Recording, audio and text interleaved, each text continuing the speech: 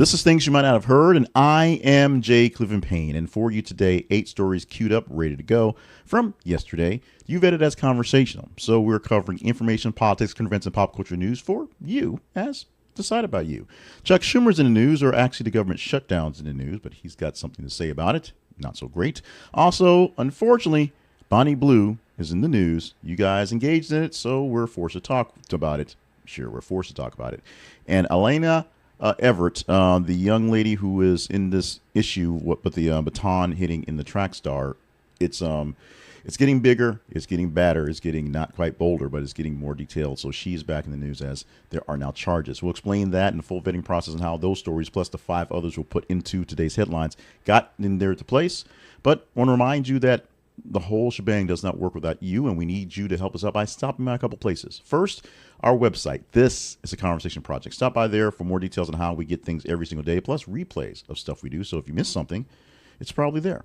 Also, email us at theconversationinbox@gmail.com. If you email us there, we can chat back and forth what's going on. We can go deeper into detail on any questions or comments or concerns you have with the Conversation Project. Today happens to be Thursday, the 13th of March, 2025. And for today, 8 stories, as we said, no particular order as they're being presented. It's just the best sort of narrative we got. We'll give you some perspective on how they range, including especially when we get to Bonnie Blue and the OF stuff, because I can't stay away from it, and apparently you guys can't either. But let's start with the more important stuff first, starting off with Mr. Schumer, or Senator Schumer, we should say. The government shutdown is very likely, as Chuck Schumer says Senate Democrats will block the GOP funding bill. He's a minority leader in the Senate, but Chuck Schumer has announced that the Senate Democrats are going to block the Republican proposed stopgap funding bill, increasing the likelihood of partial government shutdown after Friday night. Bill will narrowly pass, which narrowly passed the House because it's just basically partisan, aims to extend current funding levels until the end of September, increasing defense and immigration enforcement budgets while cutting non-defense spending. Schumer criticized the bill's partisan nature, stating that it will be drafted and it was drafted and not put any Democratic input into it, so no actual coming across the lines to deal with what need to be done. If no agreement is reached by Friday night, the government will shut down, something we hear a lot lately, but we've been able to kind of get past it for a couple of quarters. This time looks like it's going to happen, halting non-essential functions of the government, which means national parks don't open, environmental things don't get done, and food inspections aren't taken care of. And, of course, some IRS dealings because they're not law enforcement. Hundreds of thousands of federal workers will actually go on furlough, which means they won't get paid for those time off. They usually get paid back with the government shuts down a few days. But in theory, they don't get paid. Their paychecks stop when the shutdown begins. 2018-2019 is the last time we had a long shutdown for 35 days over a dispute over border security. And you may have remembered how that one worked out going forward. Now, negotiations on the political dynamics going forward. Republicans hold a 53-47 majority in the Senate, but you need 60 votes to get the supermajority to pass the funding bill. And if 53 is all you got and one tiebreaker, that doesn't math out well. So the Democrats are saying they're not going to go along with this because of no input going forward. Chuck Schumer says we're shutting this bad boy down. This may be the first thing that the Democrats are doing that's actually in opposition to fight back against Donald Trump. And this may be one of the worst things to do. And it depends. If Trump is able to actually blink and push back and have people go back and work on it, that's one thing. But we know Donald Trump. He doesn't do that. And he's going to push his guys not to do that. Shutdown will mean some negotiations, means things to work on going forward. But we will see how it comes down and whether we can blame the Democrats this time for the shutdown. Because shutdowns normally go to Republicans, the blame. We'll see who gets the blame when this thing happens. Most likely happening tomorrow night.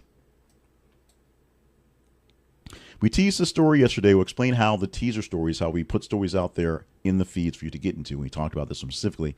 And we're going to talk about it right now because it did get the engagement I thought it was going to be. Very engaging for a story to talk about. The EU has announced $26 billion, 76 billion euros, should say, in retaliatory measures against Trump's steel tariffs. So this imposition of about $28 billion, 26 billion euros, back and forth with the actual exchange rates, is retaliation for tariffs U.S. is putting on goods going to Europe. It's there because there's a 25% tariffs on steel and aluminum that is on right now. And so European Commission President Ursula von der Leyen stated that they're going to counteract with 28 billion in euros on other things. to make it even. Now, in a real tariff war and a real tariff action, what you're doing is trying to make the foreign stuff more expensive so that the domestic stuff is a bit more appetizing, or you get the extra money from the foreign stuff. It does get there. The people know they're paying more for it. The issue here is we need this steel, we need this aluminum. We don't just get it all from the United States. U.S. Steel may be a great company, but we don't get it all from us, U.S., so we have to get someplace else. And the trade goes back and forth means we're actually swapping dollars, making sure everybody's economy is well. By putting this on there to, of course, get more money out of them, because Trump thinks that's how it works, is making it harder, because not only does it mean it costs us more for the stuff we import, it's going to cost them more to import other stuff, make their stuff higher, make their stuff that they're getting from the U.S. less appealing going forward. The target for these new tariffs would be about April the 1st, so it's not a magical start time for these things. They're going back and forth for steel, aluminum, everything back and forth. So we're looking at the imposition of more going back and forth. It's not a pretty thing. War is not good. Mommy and Daddy need to stop fighting and get this thing together, because it's costing us all money. I'm not sure if it's costing us money. Time definitely being spent with the astronauts who are stuck on the space station at what should have been a 9-day tour, which is now a 9-month tour. So we're going to be rescued in the next couple of days, as SpaceX was going to send a Starliner, send a mission to get the Starliner astronauts back to the actual Earth. However, due to hydraulic issues with the SpaceX mission, it got scrapped last night. The Crew 10 mission from the International Space Station is done because of a hydraulic system issue with the Falcon 9 rocket's ground support equipment. Problem was identified by a hydraulic system responsible to releasing the rocket's clamp arm during launch preparations. Arm don't let go, thing blow up. Pretty much how it works out. Engineers were unable to resolve this issue before the scheduled liftoff, and so they scrapped it for yesterday. Next shot will be tomorrow around 7:03 p.m. Eastern time. We'll see what happens. Now, in interviews from the past couple of days, the astronauts who were stuck on the space station, Barry Wilmore and Sunita Williams, basically said, they weren't planning for a long duration, but they actually planned for being stuck up there. The length of it has been a bit of a bother, if you will, but they've still got work to do, things they can get done, and they're not just twiddling their thumbs. They miss family time, they miss some events that are back home, but their family also signed up for this as well, and they will be understanding when they get back, and they'll just have so much extra time to make up for it, because NASA will, of course, give them extra time. The short duration mission, which turned into a 9-month deal, is worrisome. And as we are putting basically all of our space exploration, space travel into the hands of Elon Musk, having SpaceX not be able to, one, bail out the Boeing people who could not get it done, and to keep having rockets blow up lately, which is why they didn't send this one up into space, is an issue, is a bother, is a burden, especially since he keeps getting more contracts while cutting other people's contracts. Those words were said out loud. I check in with Rex Heuermann, who is the Gilgo Beach serial killer. He actually appeared in court the other day, and so they basically had a chance to update how things are going. The 61-year-old architect from Massapequa Park, New York, appeared in court yesterday and faces charges related to notorious Gilgo Beach serial killings. And what is really notorious about it is they seem to keep finding more bodies and finding more people attached to the serial killings. He stands accused of murdering right now 7 women between 1993 and 2011. The victims' remains being discovered along Long Island's Gilgo Beach. During this hearing, the defense team filed motions to sever the case into separate trials and exclude specific DNA evidence, arguing potential prejudice from consolidated trial and questioning the reliability of certain forensic methods.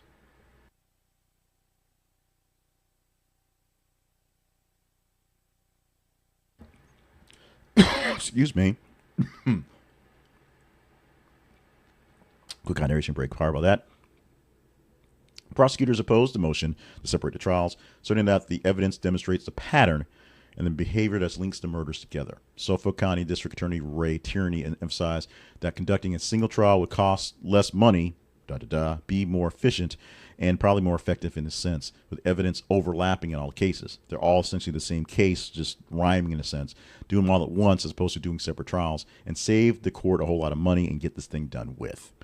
Pivotal aspect of the proceedings involves the admissibility or non-admissibility of DNA evidence obtained by rootless hair samples found at multiple crime scenes. If they get that thrown out, it's much, much harder for Heuermann to be found guilty, obviously. Right now, we'll see how that works out. The hearing, next hearing set to try for March 28th. Testimonies will be expected in April. This thing is going to keep going. We'll have some resolution to this one sooner than later. All right, we got 4 stories down and 4 more to go. So we take a quick pause between the stories to ask you for a little bit of help to grow the Conversation Project, grow more better media in general, and grow this thing right here. If you enjoy what you're seeing or hearing or what you're getting in the way of the news coverage, the news I'm giving to you that may have gotten missed from over coverage of other things, mostly Elon Musk and Tesla cars, then like the video that you're watching, or like the audio you're listening to if this is audio playback, or if you're listening to this one and see other things, like other things we have. The more you like the stuff we do, the better chance the algorithms will tell them, other folks, to check it out, and maybe they'll check it out. It will grow our numbers. It also tells me that I'm doing the right bit of news and commentary and getting the right pithiness in there, actually keeping up the speed. So if you tell me it's likable, I'll do more of the liked stuff. If you tell me it's not likable, I'll try to do less of that one. If you know people who enjoy this type of news and commentary, share it with them directly, and maybe they will like it and share as well. Get more people in the News Nerd Nation. And if you're not getting this natively in your feed, subscribe wherever you want to get there. Check out our website for more places to subscribe. If you don't want this long form thing, we have short form, short clips that are produced for TikTok and for YouTube Shorts. Check that out as well. Also, as I said, audio podcast, which gives you just straight audio, and a newsletter or email. You just click the links and read it in your inbox as we wrap this thing up. Check it out. Like, share, and subscribe. Help us grow all the aspects of the News Nerd Nation for the Conversation Project and more better media. I cannot get away from OF. I'm sorry, because when something pops up and it's one of these really, really interesting, by interesting I mean really weird, wacky, and kind of disgusting things going on there, I have to see what we can do about making it conversational, seeing we get the clicks in. And this is a story that's essentially an old story, but it's been replayed, brought afresh as she's trying to make her way back into our consciousness. She was out just long enough to find a way to get back in. OF star Bonnie Blue is at spring break in Cancun, and she is doing some shocking stunts. Now, yes, Bonnie Blue, the 25-year-old OnlyFans model, has ignited controversy as she wanders through the streets of spring break in Cancun, doing provocative stunts, as they're called, announcing she plans to engage in, I'll hopefully get away with this, very legal college students. And just by saying engage with very legal college students, you kind of get where we're going at. And her verbiage gets even worse, looking for folks looking to party for a first time. She's spotting young partying groups and joining in the gatherings, although walking around with cameras and sort of entourage sort of makes it obvious who it is. And she's live streaming things. She's hanging out with folks. She's drinking with kids, doing all those things like that. Now, this is nothing new. She has been known, actually got kicked out of or not allowed into Australia and New Zealand for showing up around graduation time to, go, of course, engage with barely legal people because they're at that age. She is one of the people who was battling for that big 1,000 or 100 people a day rank, and now she says she hit 1,000 a day. I don't want any proof of that. Yeah. So why are we talking about Bonnie Blue? Because against my better judgment, I put it in there, and against, conventional wisdom, although it's pretty much conventional wisdom, you guys engaged this one. We had the big confusing and just surprise that President Duarte of the Philippines got so much love the other day.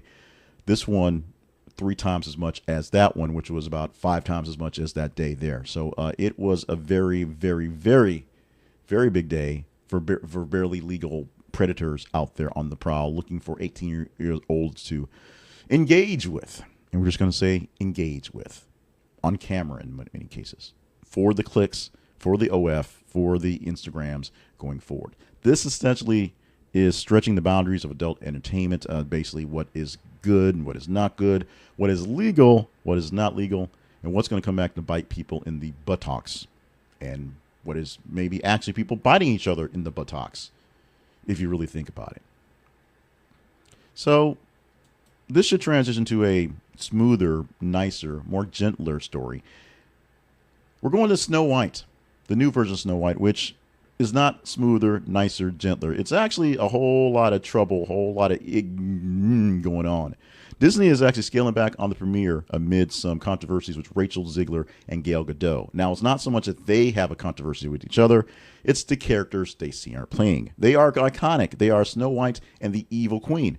You can't have Snow White without an evil queen, vice versa. You can't do this way. The live-action Snow White, which is Disney's attempt to basically add more to its IP and not lose things, is scheduled for March 15th at the El Capitan Theater in Hollywood. But the actual ceremony will be a bit subdued, demure, if you will. Rachel Zegler and Gal Gadot are, of course, the lead actresses in this film, and they will still have some red carpet access, but limited. Only photographers and a house crew permitted, excluding the media outlets from attending. Yeah, it's going to be a in-house premiere. Why, do you say?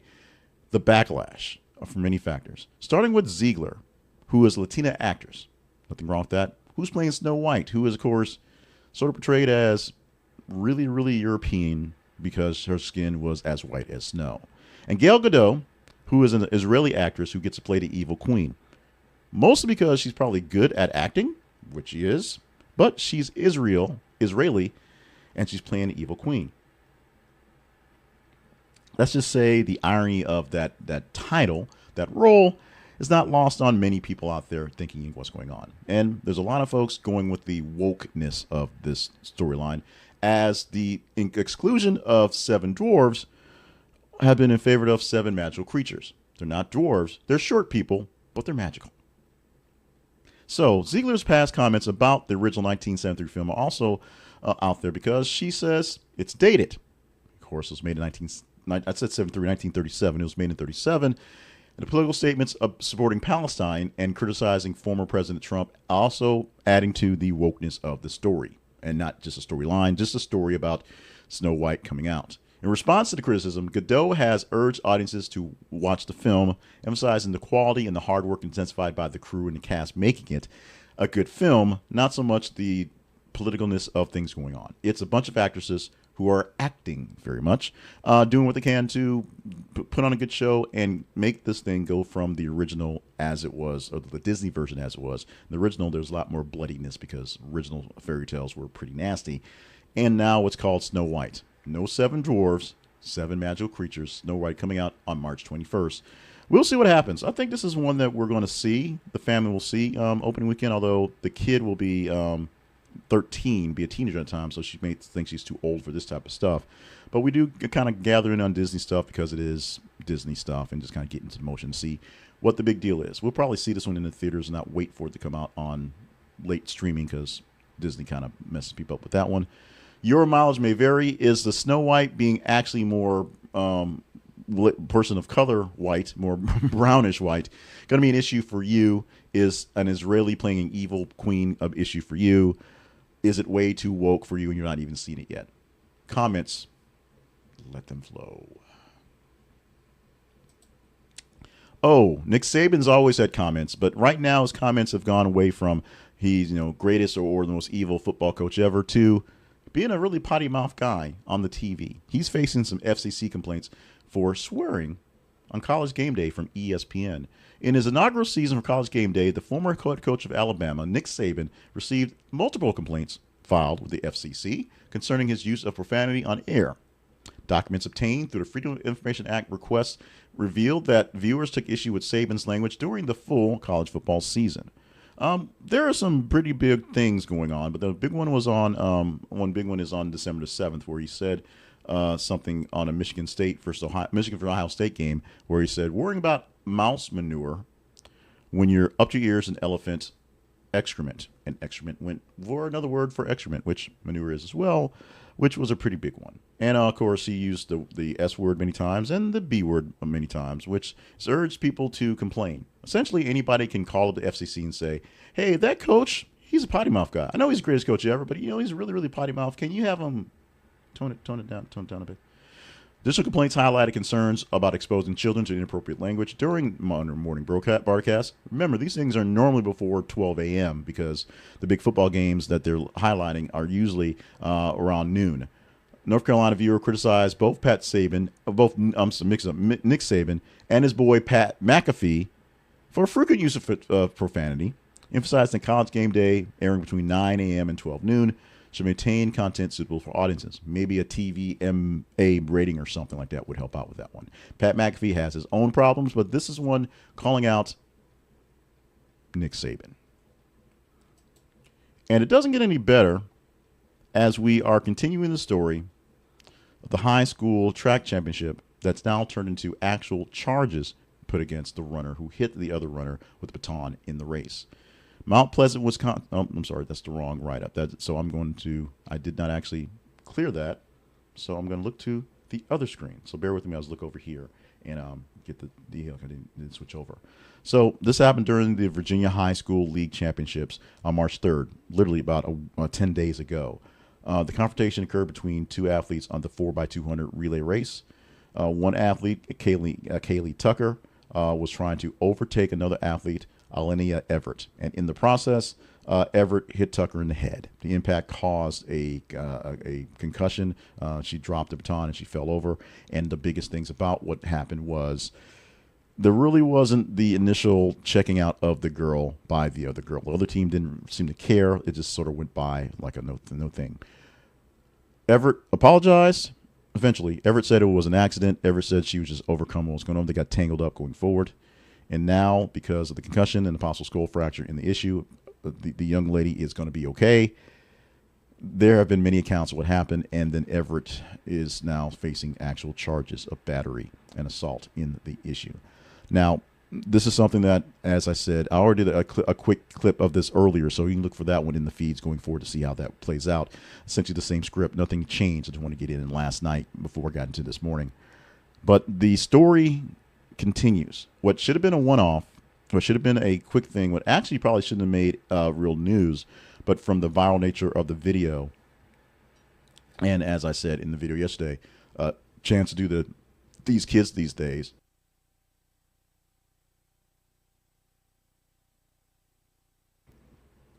We're discussing it. You deemed it conversational because other folks are deeming it something to talk about. And it's something to talk about.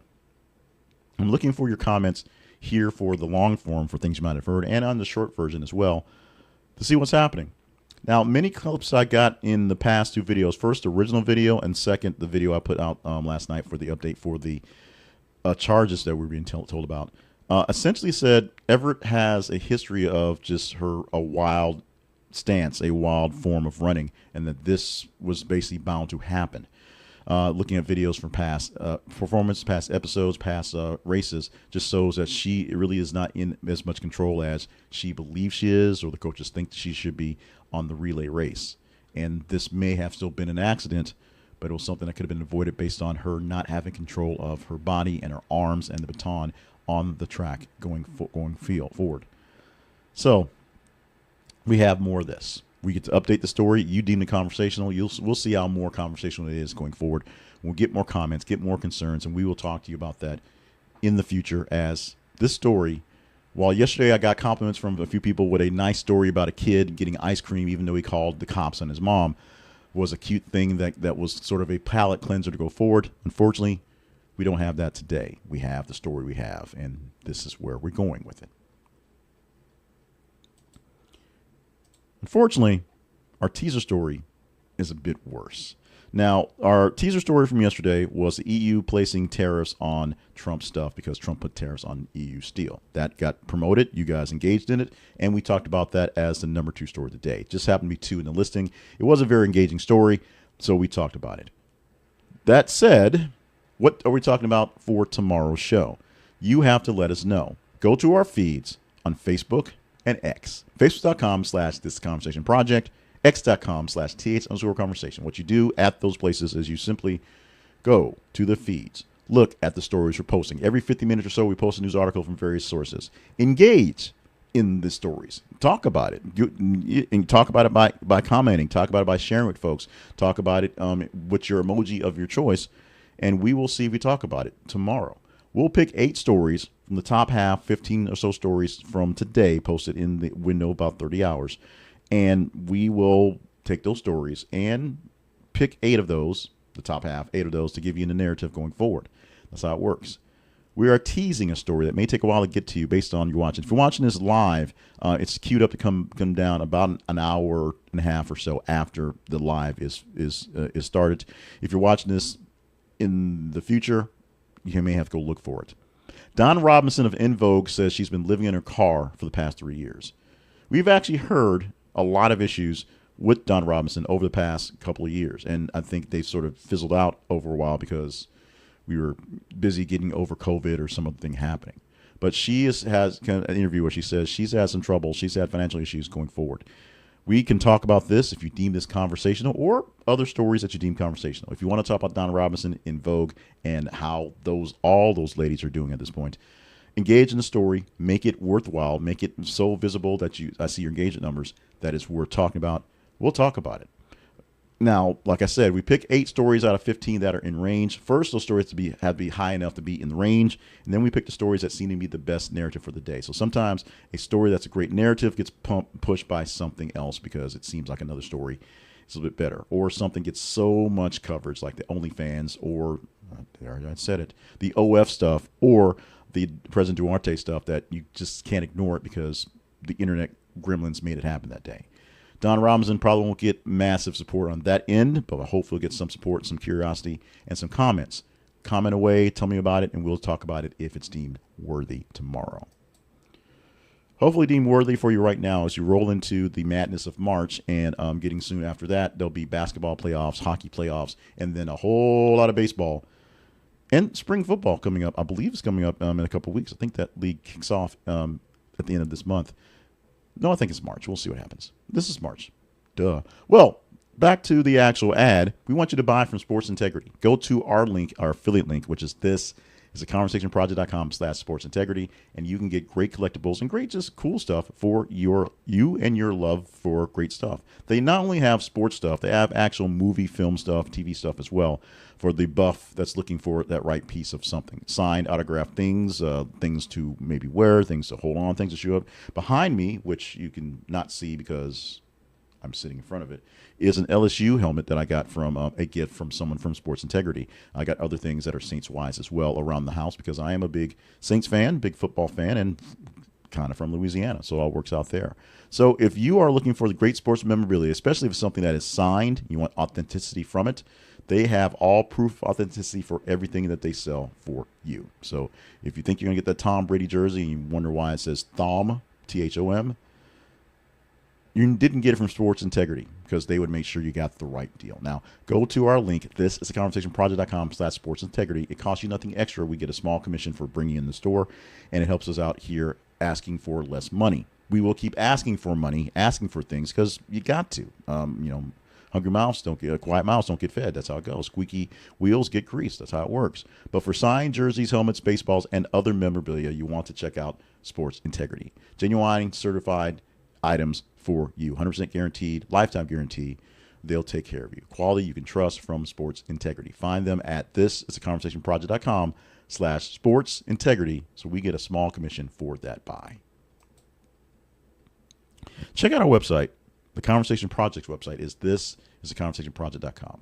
You can find more about us at The Conversation Project by going to the website and just seeing us. We have old episodes so you can see how we do stuff. We have our origin story. We have links to our sponsors, links to our partners. If you deem us worthy of really getting some help, check out our partnerships page and see if you want to help commit for that one right there. And the most important thing you do is follow on the feeds and send us emails. The feeds. The more you engage in those stories, the better we have a chance of knowing what to talk about. This is not a monologue. This is dialogue. You guys help us pick the stories to talk about, to chit-chat up every single day and all 24 hours a day, 7 days a week. So we need your help. We need you in the queue, going through the queues, and telling those stories to queue up for our Conversation Project projects. Also, you can follow us at other places, including TikTok, where you can get short clips of things if you don't want the long thing. Follow us for our audio podcast, which is this thing here in long form without my face. And follow us for our email newsletter, which is this thing here without my face or my voice. How about that? Those come out daily as well, and you can check out, like we said, our sponsors. One-time buys from various sponsors will help us along going things there. You can also do one-time donations at the purchase page as well. But we are online at the Conversation Project's website. This is theconversationproject.com, where you can find more about us, learn what you need to learn, and help us grow as well. with that growth comes, well, that metaphor doesn't even work. So we're just going to wrap it up. Thank you so much for joining us for this Thursday edition of Things You Might Have Heard. March 13th is done for the show, but not for the day, as I'm recording this live to tape for you here in the morning. All day long, we will post news articles on our feeds on Facebook and X. You just have to engage in them and let us know what stories are worthy of talking about, and then come back tomorrow and see which stories I chose that were in range to be talked about, just like that.